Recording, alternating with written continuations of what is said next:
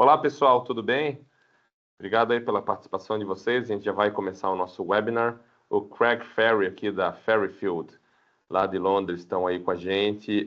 Ele vai fazer uma breve introdução em inglês pequenininha, ele não fala português ainda, né? Espero que eu comece a ensinar português para ele com o tempo. Ele vai fazer uma pequena introdução e aí a gente já começa aqui com o webinar. Vou mostrar para vocês como funciona o Safran Risk aplicado a um projeto com riscos típicos de mineração e algumas discussões interessantes de detalhes dos riscos, como modelar. Fiquem à vontade para fazer perguntas aí ao longo do webinar também, tá? Tem até um botãozinho Q&A para vocês botarem as perguntas aí, um chat. Mas fiquem à vontade, como somos poucas pessoas, uma coisa mais intimista, dá para ligar o microfone e perguntar ao longo do caminho. Fiquem à vontade, tá? Craig, it's with you now, your intro. Okay, I'm sure you've probably said what I was going to say, but I just wanted to say thanks for attending, and thank you, Raphael, for presenting today. Raphael and myself have worked together now for, I don't know, between 10 and 15 years. It's a long while, and so I'm sure many of you have known Raphael or have seen his name on emails, and Raphael's become a world expert in uncertainty and advanced modeling, and over the years with the work at Palisade and Vos Software and now with Safran as well, we've used Raphael for advanced projects all over the world. So Raphael's, I presume you introduce yourself from Imagine Risk, Yeah. So I won't do that. So apologies, I can't do this in Portuguese, but I'm going to turn the stage over to you, Raphael. But I just wanted to say thank you and welcome to everyone. Thanks a lot, Craig. Então, como o Craig falou, a gente já trabalha bastante tempo juntos, tá? Hoje a gente vai falar de projetos de mineração, análise de riscos, aplicando aqui o Safran Risk. E o Craig, a Ferryfield, eles são o braço aí de vendas global da Safran. Aqui no Brasil, a nossa empresa Imagine Risks, em parceria com a Ferryfield, que está vendendo as licenças do Safran, e treinamentos e consultorias, tá, com software. Então, fiquem à vontade, se quiserem saber mais sobre o software depois, entrar em contato. Essa apresentação vai ser gravada e o material aqui vocês vão receber depois, tá? Embora o material não seja o mais interessante, mas interessante é a nossa oportunidade de conversar aqui, né? Bem no final, entretanto, da apresentação, vocês têm aqui um slide com alguns recursos extras que podem ser úteis, tá? Para quem receber a apresentação, dê uma olhada aqui. O link para fazer o download do Safran, 30 dias, um trial de 30 dias aí. Canal no YouTube que a gente tem alguns vídeos interessantes sobre outras pessoas falando do Safran, etc. Então, utilizem esses links no final que vai ser legal, tá? O foco aqui no software, tem um PowerPoint só para ter uma história para contar, mas o foco é obviamente o software, né? Que vai tentar fazer em 45, 55 minutos aí toda a apresentação, tá? Como eu disse, fiquem à vontade para interromper, fazer perguntas. Quando o webinar é pequenininho assim, é ótimo, porque isso pode acontecer. Quando o webinar é maior, a gente perde essa liberdade, né, um pouco. Mas assim, mais intimista, podemos falar frente a frente aí.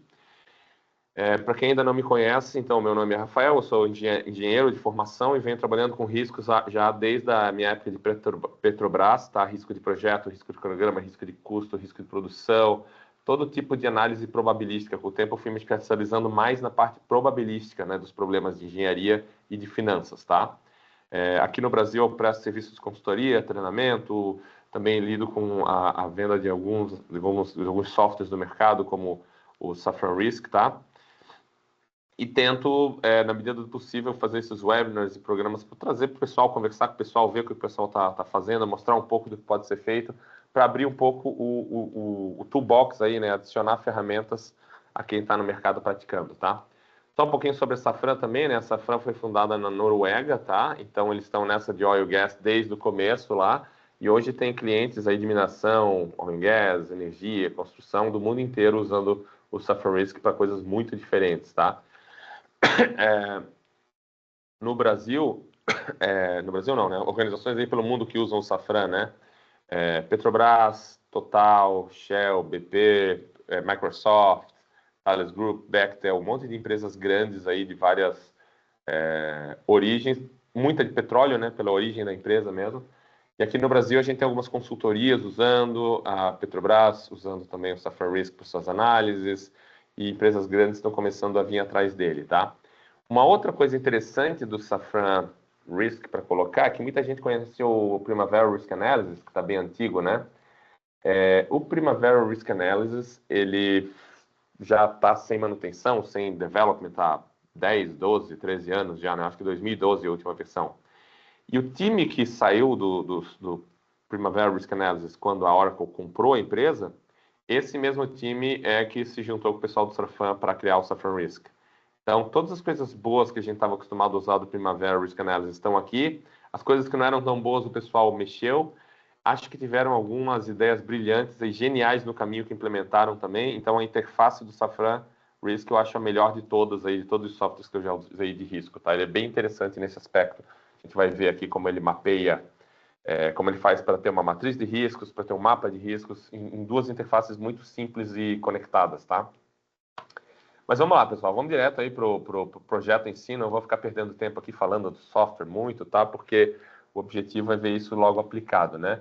O que está escrito aqui, que a interface é amigável e outros detalhes a gente vai ver na prática, tá? Então, o Safran é um software para simulação de Monte Carlo, de cronogramas, ele une cronograma, custo, tem várias funcionalidades bem avançadas, a gente vai só tocar a pontinha do iceberg, tá? Daria para ir bem mais fundo em muita coisa. Ele também é compatível com o Primavera P6 e com o Microsoft Project. Então, ele pode usar essas duas ferramentas como dado de entrada para o seu cronograma. Existe um cara chamado Safran Project, tá? Que a Safran produz, que tem o seu próprio programa de cronograma. O Safran Risk, ele pode ler também o Safran Project, mas além de, né, ler P6, Microsoft e o próprio Safran, ele também tem uma interface própria aqui do Schedule, que eu vou mostrar rapidinho. Essa interface aqui do cronograma, ela é uma ferramenta de cronograma completa já, tá? Você pode começar um cronograma do zero aqui, botar as tarefas, durações, links, etc. Fazer o teu cronograma direto aqui. Ou copiar do Excel, né? Copia e cola a lista de nomes, e aí popula aqui durações, etc. Ele tem uma interface fácil de copiar e colar. Então, ele também é um scheduler em si, o Safran Risk, tá? Para quem quiser usar só ele diretamente, tá? E ele também importa modelos, nas últimas versões ele começou a importar modelos de risco do Primavera Risk Analysis. Então, se você já usa o PRA e quer evoluir, quer deixar a tua TI mais tranquila, parar de usar um software sem manutenção, antigo, começar a usar um software atualizado, novo, né, moderno, os teus projetos lá do PRA podem ser importados para cá, tá? Ele importa a matriz de risco, aquele arquivo RNX que você pode salvar no PRA, ele importa aqui também, tá? Vou pular aqui a parte da falação. Vamos falar de um projeto, então, um exemplo em mineração, né? O escopo aqui da análise de risco em mineração geralmente é cronograma, custo e os riscos associados a cronograma e custo, né?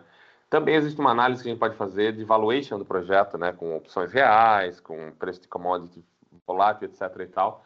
Aí a gente está em outro ponto da análise, né? O nosso foco aqui é cronograma e custo e os riscos que impactam esses dois, tá?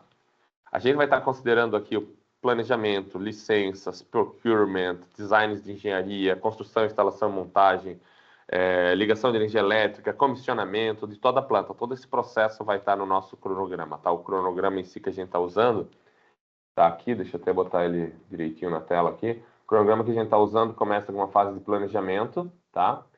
Suponha que esse cronograma vai começar a ser executado, a gente está planejando começar em fevereiro de 27, tá? Vai ter uma fase de planejamento inicial aqui, tá? Depois dessa fase de planejamento vem a fase de design conceitual, né? FEL 2, design detalhado, aí a gente já tem parte da mina, processos, etc, tá? Aí vem toda uma parte de procurement, com o FEL 3 ali, a gente entra, né, com o design de FEL 3 feito, a gente pode entrar na parte de bidding, dos processos aqui, contratos para cada parte da planta, mina, planta, equipamentos, etc. Pode entrar na fase seguinte de procurement e fabricação, né, entrega, e aí a execução da obra. A execução da obra, inclusive, começa meio em paralelo, aqui a parte de terra e tal começa em paralelo com o procurement, né? E aí a gente tem a execução das etapas de construção mesmo da mina, da planta de processo, instalação de equipamentos críticos, energização e no final um commissioning e handover. Esse commissioning também é uma fase bem longa de startup da planta, ramp-up inicial da produção e handover, tá? Tudo isso aqui a gente tem um projeto de maneira bem resumida, né? Mas existem diversos riscos aqui no meio desse caminho, tá? num projeto típico de mineração, né, o ciclo de vida de um projeto, né, você começa com riscos geológicos muito grandes na época de exploração, na época de jazida, né, de identificação de jazida e tal. E depois que você passa essa fase, o risco geológico tende a diminuir e o investimento começa a ficar cada vez maior. Nós estamos focando aqui nessa fase que eu achei aqui em vermelho, né, Construction and Development, que ainda tem um pouco de feasibility studies aqui acontecendo, né? E começa já a parte de construção, montagem, development, e a nossa entrega é uma mina em produção, um projeto em produção. Projeto, planta, tudo em produção, tá? Então a gente está falando de uma fase aqui que vai de 3 a 5 anos, talvez pegando um pouquinho de feasibility studies misturado, tá? E depois começa o life of mine, aí o tempo de vida de operação da mina, tá?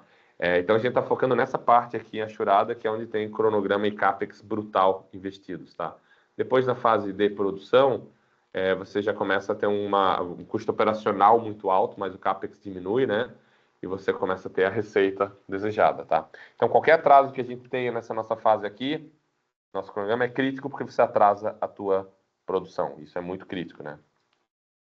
Quais são os riscos típicos aí que a gente identifica e costuma trabalhar em projetos de mineração, tá? A gente vai poder modelar todos eles aqui no nosso projeto, exceto, claro, os que têm a ver com produção, com o custo da commodity, que não estamos fazendo uma análise econômica aqui, né? Esses não fazem parte do nosso escopo agora, mas todos os relacionados com o cronograma, custo, tempo, a gente pode colocar aqui, tá? Então, riscos aí geológicos de exploração, riscos técnicos econômicos, extremamente importante, riscos regulatórios e de licenciamento, tá? A gente tem diversos desafios relacionados a licença ambiental, permits, renovação dessas licenças, taxas, etc. Isso é extremamente importante. E os desafios são tanto obter a licença, quanto o prazo da licença, quanto às vezes manutenção da licença, né? Se a gente estivesse falando aqui de um projeto, talvez de descomissionamento de uma barragem, de uma mina, você teria também vários riscos desse lado, né? E o relógio rodando contra ainda, né? Aqui está falando um projeto novo, né? Um projeto ou de expansão, ou greenfield de uma mina. A gente tem diversos riscos relacionados ao planejamento, e esses são extremamente importantes, porque eles não são culpa dos outros. Risco de planejamento é um problema nosso, né? PMO, da empresa. Então, atraso no programa por algum contrato que não foi feito direito, por uma seleção mal feita de procurement, por prazos otimistas demais, estratégias de compras que dão errado. Cara, nada disso é culpa do governo, do órgão ambiental. A gente tem gestão sobre isso. E é aqui que a gente pode adicionar muito valor, tanto identificando esses riscos numa etapa qualitativa, quanto quantificando eles direitinho no quantitativo e mostrando que, olha, tem coisa aqui que a gente está sendo otimista e o custo vai ser caro se não der certo. Quanto alocando recurso para que as coisas aconteçam no prazo certo, na hora certa, sem atraso, né? Essa parte aqui de planejamento é que a gente mais pode entregar valor e mudar o projeto, porque está no nosso prato, né? Está dentro da nossa empresa a maior parte dessas decisões, tá? Aí depois tem riscos de operação e produção também, que fogem ao escopo do nosso trabalho hoje aqui, tá? Riscos de engenharia também são bem importantes. A gente está lidando geralmente com processos complexos, muito pesados, né? Sujeitos a falhas de design, de instalação, de operação dos equipamentos. Então, uma tecnologia nova. A gente vê quem é aí membro conhece a ACE, né? A Associação de Cost Estimation. A ACE tem algumas publicações que falam dessa questão de tecnologia, né? É um troço extremamente arriscado. Tecnologia nova tende a ser um dos drivers de atraso crítico dos projetos. Por quê? Tu tem, naturalmente, aí, falhas ou novidades de design e de engenharia que a gente não sabe a solução, que a gente vai errar, né? Isso acaba gerando atraso, gerando sobrecusto. Então, a engenharia também é um ponto que a gente tem bastante... Não é tanto... a gente não tem tanto controle como na parte de planejamento, eu diria que a gente tem, mas é uma parte crítica, é uma parte que a gente pode influenciar bastante, tá?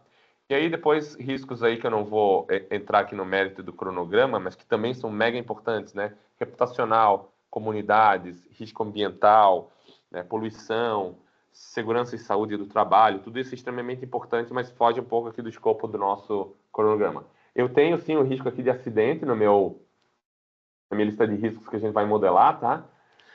É até um risco interessante de olhar como modelar, mas não vou entrar no mérito dessa questão, embora seja mega importante, não não é cronograma, né? A gente vai focar no cronograma. Aqui tem um resuminho do projeto, né? Vamos gastar aí 50 milhões para abrir essa mina pequenininha, com essas fases aqui, começando em 27, entregando a produção em 2035? Acho que é menos que isso. Acho que tirei o print screen aí. Vai ter o print screen certo? Entrega o projeto em 35, isso aí. Projeto bem longo, né? E a gente vai modelar aqui diversos riscos dentro desse projeto. Tá? Como é que começa, antes de ir para o Safran, esse trabalho de riscos? Né? A gente costuma fazer um levantamento qualitativo, um risk assessment, né? Costuma não, esse é o processo, né? Fazer um risk assessment qualitativo de o que é o projeto, o que já está entregue, o que falta entregar, quais são os processos que tem que ter as etapas, quais são os riscos relacionados a tudo isso que vai ser feito, tanto incertezas, variabilidades naturais do processo, né? A gente tem diversas premissas aqui, por exemplo, da duração de cada etapa, que obviamente eu não controlo a duração exata de cada coisa, nem o custo exato de cada etapa, né? Então, variabilidade natural das premissas é um ponto que a gente tem que analisar. Outro ponto são fatores de riscos internos do projeto, né? Então, assim, eu tenho etapas ali que envolvem construção, fabricação de equipamento, logística de entrega, instalação, o próprio design de engenharia. Eu já vi o projeto ficar patinando, FEL2, FEL3, volta para o FEL2, vai para o FEL3, volta para o FEL2, porque o design do projeto em si, o projeto básico, não conseguia sair porque as premissas mudavam ao longo do início do projeto. E aí a gente tem que voltar para o conceitual, mudar a planta, mudar a localização do prédio, etc. E isso fica patinando. Isso é uma coisa bem comum, né? Bem comum não diria, mas é uma coisa que acontece, né? E são riscos internos do projeto, tá? E tu tem também fatores externos, como licenciamento, que depende de outros, inflação, que pode aumentar teus custos, acidentes, fatores que não são itens aqui da tua lista de tarefas do projeto, mas que podem afetar o teu cronograma e o teu custo. Tudo isso são riscos que a gente pode, né, fazer um assessment, levantado de maneira qualitativa, classificar, quantificar, né, probabilidade, impacto, vinculação com qual é a tarefa que é impactada e trazer para o nosso cronograma, tá? Então, aqui no nosso... Aí eu já vou pular direto para o Safran, isso aqui não precisa ficar mostrando o PowerPoint. Aqui no nosso projeto, a gente vai ter... Vou mudar aqui. A gente vai ter os riscos levantados para esse projeto, tá? Risco de atraso na fabricação de equipamento crítico, risco de problema com licença ambiental, problema geotécnico. E cada risco desse, ele pode ter uma probabilidade de ocorrência, tá? Ele pode ter um impacto que seja no cronograma, um schedule impact, ou seja, um impacto no cronograma do projeto, ou impacto no custo. Por exemplo, problemas geotécnicos, deixa eu apagar aqui, ele afeta 3 atividades do meu cronograma. Ele pode afetar 3 atividades que eu tenho ali que realizar, né?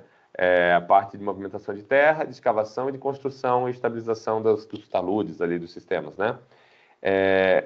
Esse risco, se ele se manifesta, tem 20% de probabilidade dele se manifestar, estou dizendo que ele pode impactar o meu cronograma, fazendo o meu cronograma aumentar percentualmente, ou impactar meu custo, fazendo meu custo aumentar também percentualmente, tá? Essas duas coisas acontecem junto. Quando Deus rolar o dado e der 20% ou menos, o risco acontece e ambos os custos e cronogramas são impactados simultaneamente, tá?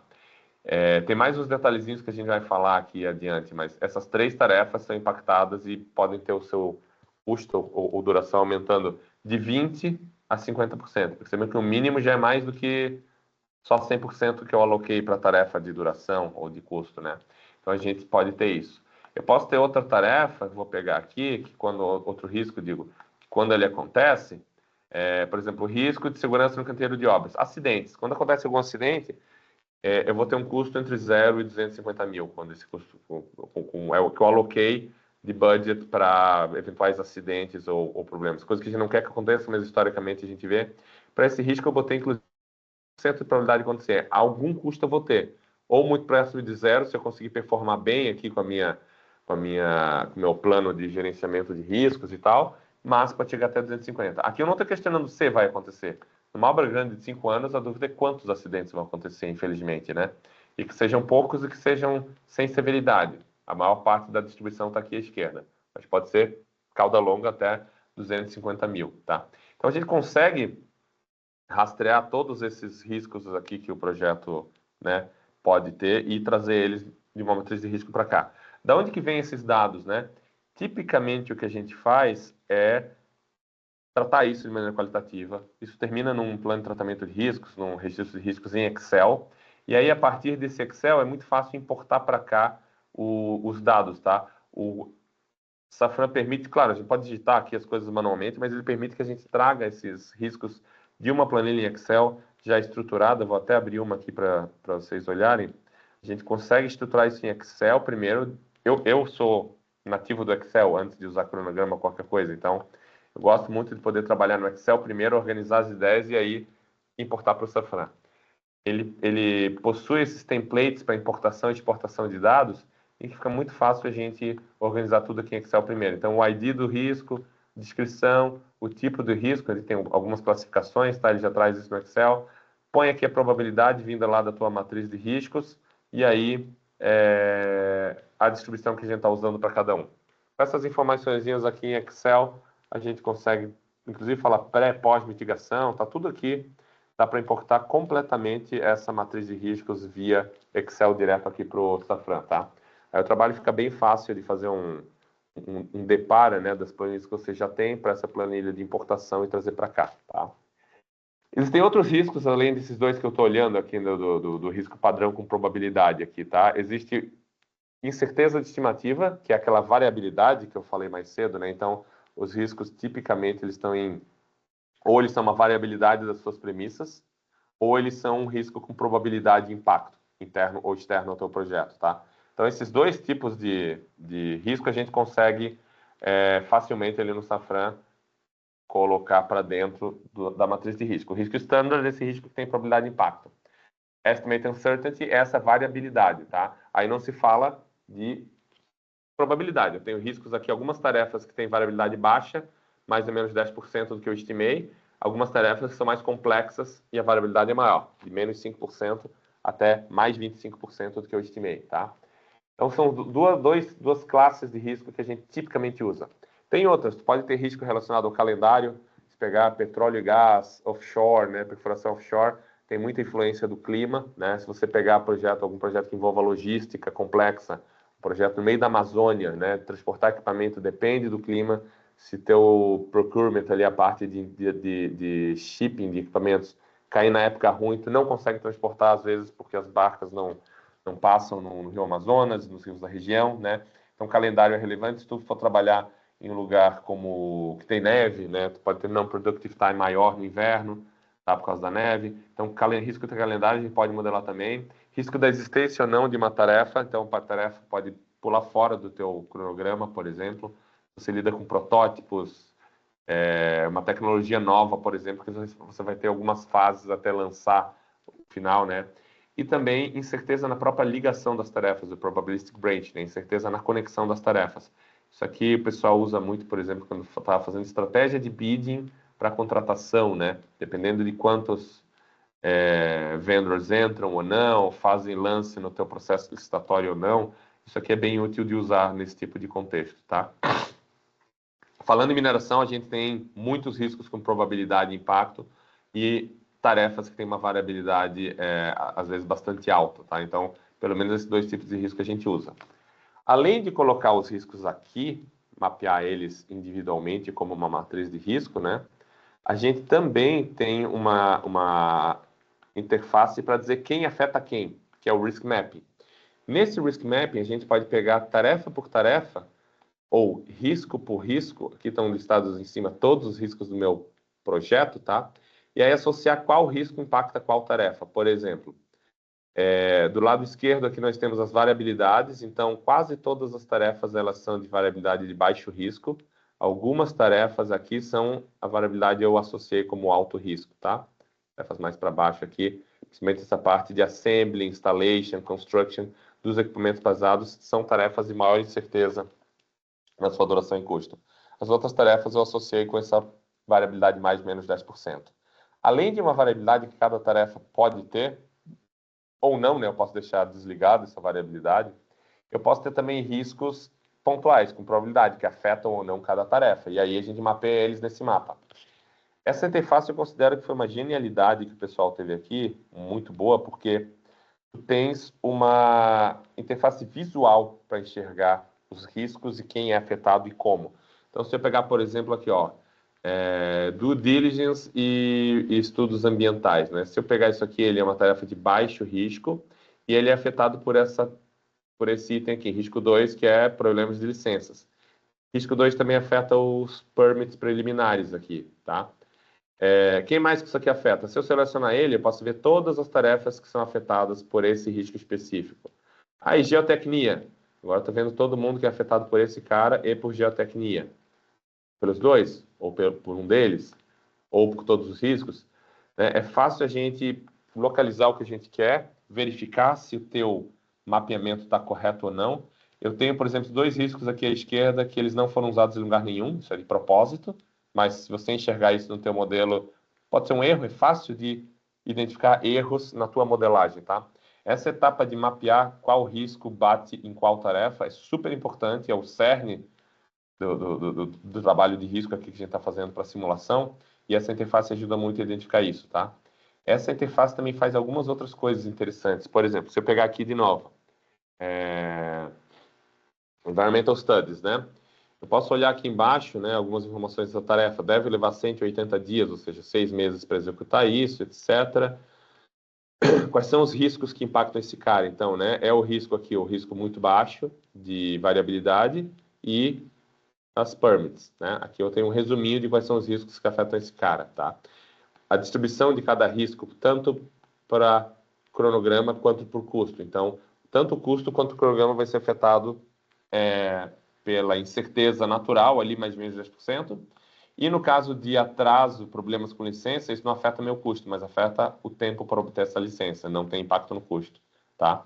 Eu posso olhar também como é que fica essa distribuição quando ela for rodada na simulação de Monte Carlo. Então, eu tenho 2 riscos afetando esse cara, tá? O risco baixo, essa variabilidade mais ou menos 10% aqui, e permits, licenças, que pode adicionar de 30 a 120 dias. Aí perceba que não é percentual, é dias. De repente, o teu permit deveria levar 30, vai levar 150. De repente, ele leva 300, vai levar só mais 120. Eu posso modelar cada risco como sendo um percentual, né, da duração, do custo, ou como sendo um valor absoluto. Um custo extra específico, uma duração extra específica, que podia ser um número, inclusive, não precisava nem ser uma distribuição, podia ser inclusive um número, tá? E aí, à direita aqui, eu tenho já um teaser aqui, um preview de como essa distribuição vai ficar no final. Então, algo cujo valor determinístico é 180 dias, a gente vê que no mínimo vai dar uns 160, pode chegar a 300, a depender de como esses riscos se comportam, tá? A média vai ficar já uns 30 dias a mais aqui, né? 35 dias a mais, 215. Então, aqui eu já tenho um teaser de como essa variável vai se comportar no final da simulação, tá? Isso é a duração dela. E aí o impacto que ela tem na sequência depende dos links que ela tem com a próxima tarefa, etc, né? Então, essa interface te ajuda muito bem a entender o que a gente está fazendo nesse ponto, tá? Vou pegar um outro exemplo aqui, um outro exemplo de um risco aqui que tem 3 coisas impactando, né? Então, aqui eu tenho 3 atividades impactando, 3 riscos impactando, a incerteza natural, um outro que não tem impacto na duração, mas deve ter no custo, e uma variabilidade devido aqui fornecedores internacionais, problema com logística de entrega internacional, né? Poderia ser Receita Federal, sei lá, tá? O risco aqui relacionado a equipamento crítico e fornecedor internacional. E na parte do custo, o contrário, ó. Eu tenho cost escalation afetando, mas atraso do fornecedor internacional não impacta o custo. Na parte de cronograma, eu tenho o atraso do fornecedor impactando o cronograma, mas o cost escalation não impacta a duração, tá? Então, ele já te dá uma boa visão, a gente tem uma boa visão de como isso pode, como esse risco vai ser, tanto do ponto de vista de schedule quanto cost, tá? Aí, dando sequência, então, vou voltar ali para o PowerPoint rapidinho, tá? Então, todos esses riscos que a gente levantar numa matriz de riscos, a gente consegue facilmente o Software Risk, todas as funcionalidades para a gente incluir eles no modelo, tá? Como é que é o passo a passo da análise? Então, agora, pegar o Safra do zero, né? Vamos imaginar que a gente está começando do zero um projeto, tá? A primeira coisa que a gente vai fazer é importar o nosso cronograma do Microsoft Project para cá, tá? Então, eu tenho o Microsoft Project por trás, fiz meu cronograma lá, recebi do EPCista, por exemplo, ou do pessoal de estratégia, e eu importo para cá. Quando você importa, o Safran já vai botar todas as atividades para você aqui, duração, predecessoras, custo, etc. E, obviamente, como um bom software de cronograma, ele é customizável até você cair de cansado. Tem 1 trilhão de coisas que você pode customizar aqui, tanto nas colunas, quanto na forma de apresentar os dados, tá? Aquele monte de coluna que você pode querer olhar aqui, float, percentual completo, etc. Tudo isso pode ser customizado aqui na interface de cronograma, tá? As próprias cores e símbolos aqui, isso é extremamente customizável, né? E aí tem gente que gosta mais de um jeito ou de outro, tu estabelece um padrão na tua companhia e segue, todos os teus cronogramas vão seguir esse padrão, tá? Além disso, a gente pode analisar as atividades aqui quanto à sua restrições, né? Se ela tem restrição de começo e fim, suas durações, os links, né? Qual é o link que cada atividade tem, o que precede ela, quais são as predecessoras dessa atividade e as sucessoras dela, isso é extremamente importante, tá? Tudo isso a gente pode analisar com calma aqui. Mas o software já faz alguns check-ups para a gente, tá? Ele apresenta para a gente o que a gente chama aqui de schedule warning, aqui em cima. Esses warnings, esses avisos, tá? O que eles são? Raramente você começa com um cronograma Project de primavera 100% pronto para análise de risco. Normalmente ele tem algumas condicionantes, alguns detalhes que podem afetar a tua análise de risco de maneira inesperada, tá? Aqui, por exemplo, tem algumas atividades que tem lag. A atividade começa 30 dias antes da predecessora acabar, tá? Sei lá, estou supondo, por exemplo, que eu posso começar a mexer na terra ali, fazer terraplanagem, etc., antes de ter o determinadas coisas de design 100% decididas. A terraplanagem, já estou sabendo como ela é muito antes, então começa 30 dias antes, por exemplo, tá? Posso começar a escavação de um lado do meu site antes de terminar a parte de contenção do outro lado. Então, é razoável que tenha lags, mas ele te avisa aqui. Porque lag é uma coisa que pode afetar a tua análise de risco, tá? Se eu estiver satisfeito com isso, eu venho aqui, dou um ok e ele para de me incomodar com os warnings, tá? Outra coisa que é bem comum, tarefa fora de ordem. Tu tem uma predecessora e uma sucessora, mas tu começa a tarefa antes da predecessora acabar, né? Ou porque tu tem lag e tu não marcou isso, ou porque aquela predecessora não é exatamente verdade, né? Você faz uma estrutura no papel, no cronograma ficar bonito, mas não precisa seguir aquilo exatamente. Então ele te fala aqui, olha, tem tarefa fora de ordem. Para simulação isso é importante, né? Aqui eu tenho tarefas que não têm predecessora, diversas delas, tá? Se não tem predecessora, eu poderia estar começando hoje, que é um pouco estranho, né? Eu acho que tudo tem que ter predecessora. Essa tarefa inicial, que é o initial planning, essa não precisa de predecessora, mas todas as outras deviam ter pelo menos ela, né? E eu tenho tarefa sem sucessora, quer dizer, tarefa que eu não preciso terminar para acabar o projeto. Por exemplo, regularizar a terra. Eu não preciso terminar a regularização de terra fundiária para começar o projeto. Isso me parece um erro, né? Aí quando tu olha o schedule, às vezes você enxerga lá que essa regularização ela termina tão antes de você começar alguma coisa de fato lá em cima da terra, que não tem problema nenhum fazer isso. Mas pensa só, na análise de risco, pode ter um risco que faz isso aqui levar, por exemplo, o dobro do tempo, ou atrasar um ano. Aí isso afetaria a tarefa seguinte. A gente precisa desses links muito bem mapeados, tá? Eu tenho uma série de tarefas aqui que não tem links mapeados. Isso é um erro conceitual, tá? Como é que a gente faz isso? Você pode voltar no Project e resolver isso pontualmente lá e pegar e importar de novo, tá? Mas a gente pode mesmo aqui no Safran Risk, eu vou adicionar uma predecessora nova, né? Eu vou dizer que, olha, a tarefa de a regularização ali, ela vai ser depois que eu planejar o projeto. Então, planejo tudo e aí, depois de planejado, posso fazer essa regularização, tá? Aí, Environmental Studies. Bom, Environmental Studies eu vou dizer que também depende do meu planejamento, tá? Vamos supor que você conversou com o pessoal do cronograma e você chegou, né, apontou esse detalhe e eles chegaram para você com essa nova lista aqui, tá? Vou botar algumas predecessoras e sucessoras aqui. Então, na verdade, a regularização nem tem predecessora, posso começar agora, né? Não precisaria esperar. A tarefa 5 depende da tarefa 3 e assim sucessivamente. Então, deixa eu até tirar essa aqui que eu botei a mais, tá? Não existe. Deletar aqui. Essa aqui, então, tarefa 5 depende da 3. Essa tarefa aqui depende da 3 e 4. Eu vou adicionar aqui a 3 e adicionar 4. E aí já estou corrigindo esses links. A seguinte depende da tarefa 3, que é planejamento, e da tarefa 5, que é os estudos ambientais. Opa, o que ele reclamou? Não, tem que ir para a seguinte aqui. 3 e 5. Vou fazer bem rapidinho, tá, gente? Para não perder tempo e para as coisas mais divertidas. E o último aqui, preliminary, também 3 e 5. Então, repliquei rapidinho aqui no Safran aquilo que me falaram que estava faltando. E aí corrigi o meu cronograma, tá? Isso é extremamente importante, pessoal, porque senão a gente vai ter um cronograma que riscos que impactam aqui não estão ligados com mais nada. Aí perceba que, a partir do determinístico, eu já começo com o desvio, né? Eu tinha lá uma métrica determinística e o software já está mostrando que eu tenho desvios aqui. As alterações que eu fiz no cronograma no risco, que podem ser muitas, né? Inclusive, pós-simulação, você aplicar estratégias de mitigação, mudar algumas coisas aqui, já estou tendo impacto, tá? Então, o final do meu projeto já, infelizmente, mudou de data. Lá no final, o projeto já está acabando depois, porque faltavam esses links. Percebam como eram importantes esses links das licenças com as atividades, né? Então, esse schedule warning, pessoal, é extremamente importante para a gente analisar, ter certeza de que você está confortável com todos os problemas aqui, o problema não, apontamentos antes de seguir, tá? E aí sim, a gente vai mapear os riscos, quais são os riscos, né? Matriz de risco, quem é afetado por quem, e aí fazer análise dos resultados, tá? A gente vai voltar aqui para essa parte de riscos e mapeamento para falar de alguns detalhes. Eu queria rodar a análise primeiro e olhar o resultado, tá? Então, nessa análise que eu vou rodar, a gente vai criar 10 mil cenários, ou seja, uma simulação bem grande, tá?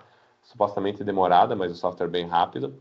A gente vai rodar essa análise rapidamente e aí vamos olhar como é que ficam as distribuições de probabilidade de início, fim, duração, custo, como é que ficam, quais são os drivers de risco de cada etapa do projeto, tá?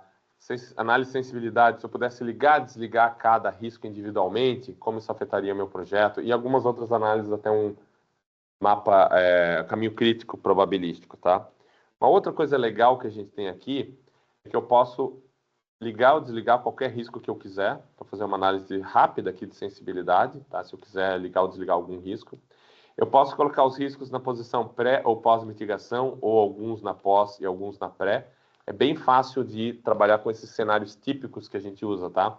O que é esse cenário pré e pós-mitigação, né? Quando a gente está criando um risco aqui, por exemplo, pegar aqui um mais simples, licença ambiental, tá? Ou melhor, aqui atraso na fabricação de equipamento crítico, tá? Eu lancei esse risco afetando duas atividades e posso ter um atraso de até 60 dias. Isso é a visão pré-mitigação. Eu posso também já associar esse risco a uma visão pós-mitigação, em que a probabilidade pós-mitigada, por exemplo, muda de 30% para 10%, e que o impacto no schedule é outro. Não é 30, 40, 60, mas podia ser outro. Ou só mudei a probabilidade, ou mantém a probabilidade e muda o impacto. Por exemplo, a minha estratégia é receber um equipamento por vez ou ter 3 fabricantes em vez de um só para reduzir esse risco. Então, isso mudaria a minha probabilidade, né? Você pode ter também uma ação associada a isso. Bom, para fazer isso, eu vou ter que passar mais tempo fazendo projeto, adiciono um tempo antes de mitigar. Eu tenho um custo para fazer isso, meu custo aumenta em 10 mil para fazer isso, tá? A gente pode entrar com a ação de mitigação em bastante detalhe aqui, tá? Se você quiser, para incluir esse cenário pós-mitigado na análise. E aí é fácil a gente rodar de um jeito, de outro, ligar, desligar, tá? E ter essas análises feitas de maneira rápida. Mas vamos rodar aqui, então, bem rapidinho. Vocês veem que em questão de 2, 3 segundos ele roda os 10 mil cenários. Mesmo projetos grandes, essa rodada é bem rápida, tá? O software é extremamente rápido aí. E não costuma levar mais do que 1 ou 2 minutos para rodar mesmo projetos enormes e complexos, tá? O que a gente tem então no resultado, né? O básico é quando o projeto termina, quando é start date, quando é finish date, quando é a duration, qual é o cost. Vou pegar do projeto inteiro aqui, tá? Fase 1 aqui. Então, a finish date tem a sua distribuição. Start date, obviamente, é a primeira etapa do projeto, então start date é aquele dia, né? Duração dele e custo dele. Então, pegar a finish date aqui, tá? Melhor, pegar a duração até. Não, mas finish date tá mais legal. A gente planejou no determinístico terminar em fevereiro de 36, a probabilidade é irrisória disso acontecer, tá? O P50 já é meio ano a mais, né? Já é outubro, mais de meio ano. Um P80 razoável seria praticamente um ano de atraso, é o meu P80. Levando em conta todos esses riscos aí que o projeto tem, tá? Um projeto de 5, 6 anos atrasar um ano, até que não tá tão feio, né? A gente tem as comparações aqui, quanto é que é, por exemplo, o desvio que a gente tem, o determinístico menos P80, são 333 dias, ou 10% a mais de tempo para fazer isso acontecer, tá? Então, a contingência de tempo que eu precisaria seria, para um P80, 10% de prazo, tá? Mesma coisa podemos fazer para o custo. Eu tinha um custo determinístico de 53 milhões, praticamente.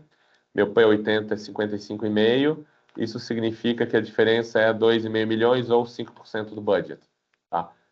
Essas estatísticas típicas aí que a gente usa, ele já dá todas. Ah, eu queria calcular alguma coisa mais exótica. A gente tem todas essas estatísticas, se você puder exportar aqui, raw data. A gente tem todos os dados por iteração, todas as iterações juntas, etc., para exportar e fazer a tua análise em Excel extra, se você quiser, tá? A gente pode até mesmo olhar como foi a simulação de cada uma das 10 mil iterações aqui num tabelão, tá? Quanto é que deu em cada simulação, em cada passo da simulação, quais riscos aconteceram ou não e afetaram o cronograma, custos, etc.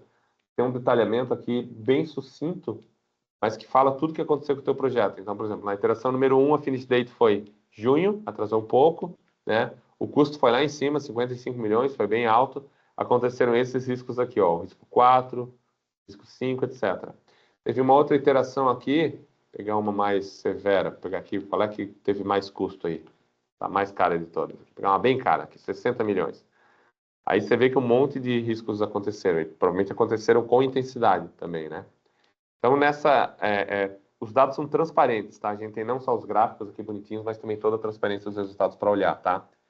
Você pode olhar qualquer etapa do projeto, qualquer pedaço que te interessa aqui no detalhe, tá? Tudo isso foi rodado e aguardado nos resultados, tá? Passo seguinte, depois de entender o perfil de risco, né? Quem são os drivers principais, por exemplo, do meu projeto como um todo, tá? Projeto como um todo, o risco, isso aqui é correlação, né? Então, a principal correlação, ou melhor, o risco que tem mais correlação com a minha finish date é o risco número 3, geotecnia. Licenças é o segundo. Licenças, ó, risco 2, sobre a tarefa 5, 14 e 7. Essas três aqui, essas quatro, no caso, são as que têm maior influência sobre o minha data fim do projeto, né?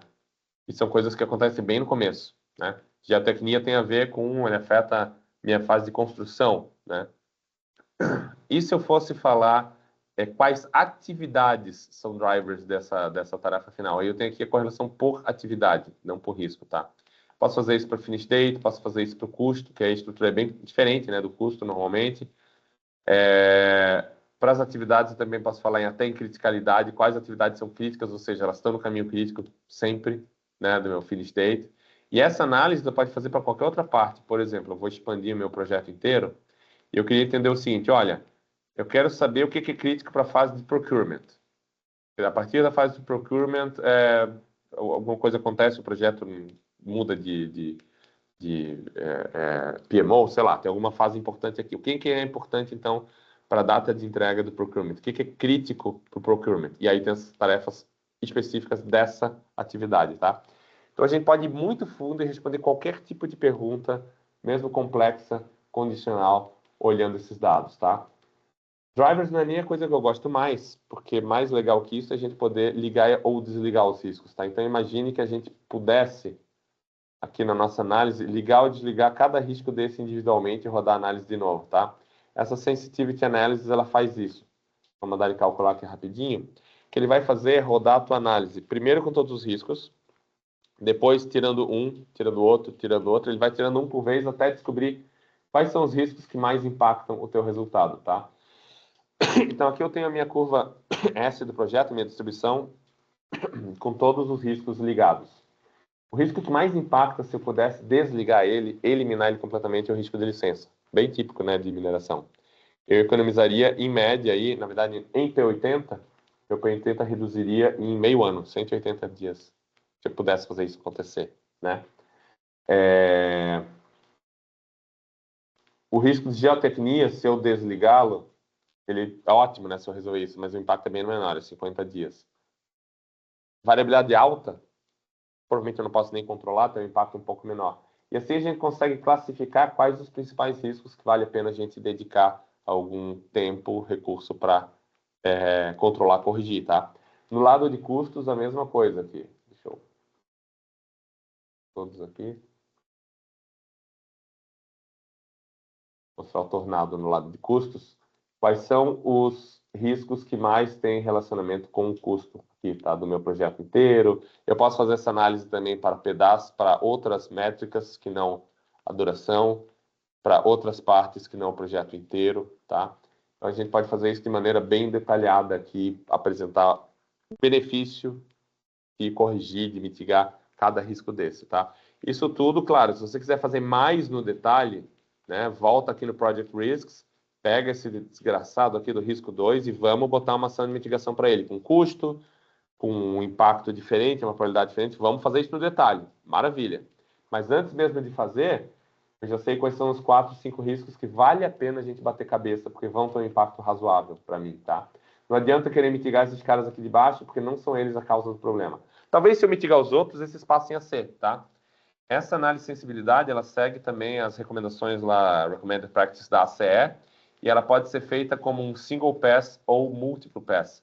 Single pass é um risco por vez, multiple passes ela é um pouco mais demorada para acontecer, mas daí o que ele faz é tira um risco, roda de novo, tira um segundo risco junto, roda de novo, vai tirando todos até não sobrar nenhum.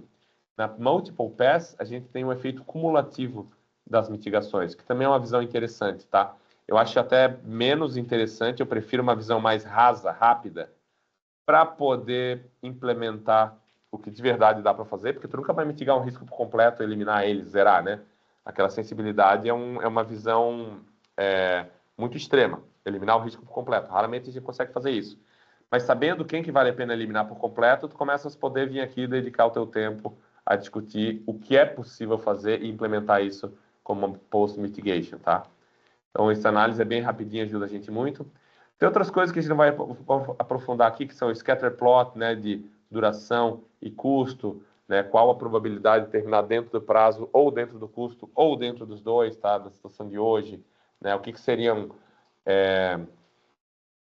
lidando aí com as expectativas dos stakeholders do projeto, o que seria um marco interessante, razoável de custo e de prazo que a gente consegue cumprir para propor nos projetos, nos contratos, ou mesmo para ter de contingência, tá? Esse gráfico pode ajudar um monte nisso também, tá?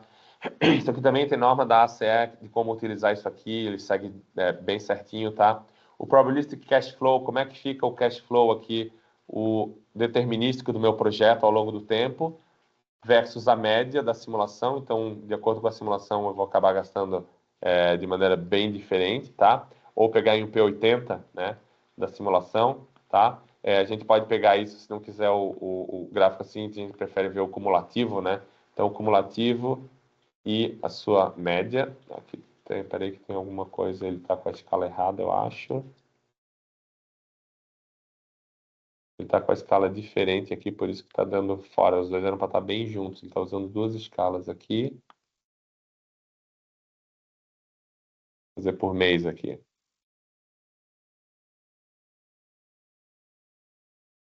A diferença não é tão grande quanto apareceu no gráfico, né? A diferença nos 5 milhões do determinístico para o P80. Ele tá com algum problema de escala nas options. Bom, depois eu resolvo isso. Mas você consegue comparar aqui todos os teus planejamentos, né, ao longo do tempo do cash flow, olhando esses gráficos. E tem o mapa de caminho crítico, que ele também faz o caminho crítico probabilístico. Nesse projeto, o caminho crítico é muito simples. Tem um caminho crítico só ao longo de todas as simulações, mas tu tem projetos que tu pode ter 2 ou 3 caminhos críticos diferentes, e ele mapeia isso para a gente. Permite a gente saber quem são as atividades que estão sempre no caminho crítico, quem que está às vezes sim, às vezes não, tá? Isso pode também nos ajudar a pensar em mitigação e em controle do risco, tá? Dito tudo isso, pessoal, queria voltar aqui na Project Risks, falar um pouquinho de detalhes de como a gente mapeia os riscos qualitativos aqui para dentro do Safran Risk, tá? Alguns detalhes interessantes, tá? Pegar, por exemplo, aqui, ó, problemas de licença ambiental. Eu mapeei isso como um risco aqui de duração, né? Se esse risco acontecer com seus 50% de probabilidade, ele vai adicionar uma duração de 1 a 4 meses para essa atividade, tá? E ele impacta 3 atividades. Aí a pergunta é, quando esse risco acontece, ele impacta as 3 juntas? Ou isso, na verdade, são 3 riscos em separado? Tem um risco de licença ambiental que pode acontecer na atividade 7, mas não nas outras, ou nas 5 e não nas outras, ou na 14 e não nas outras, ou nas 3 juntas, né? Aqui a gente tem um botãozinho que fala se esse risco vai impactar independente essas 3 atividades, ou se é um risco só que impacta as 3 juntas, tá? Nesse caso, é lógico imaginar que cada licença é separada, são fases separadas, e cada uma dessas poderia ter problema, independente. Eu tenho outros riscos aqui, como riscos geotécnico, tá? Que quando ele impactar custo e cronograma, esse risco geotécnico, eu quero que impacte essas 3 atividades juntas. Na verdade, é um driver só de risco, que quando ele acontecer, e esse impacto aqui de 20, 30, 40, 50% de duração a mais, né, e de custo.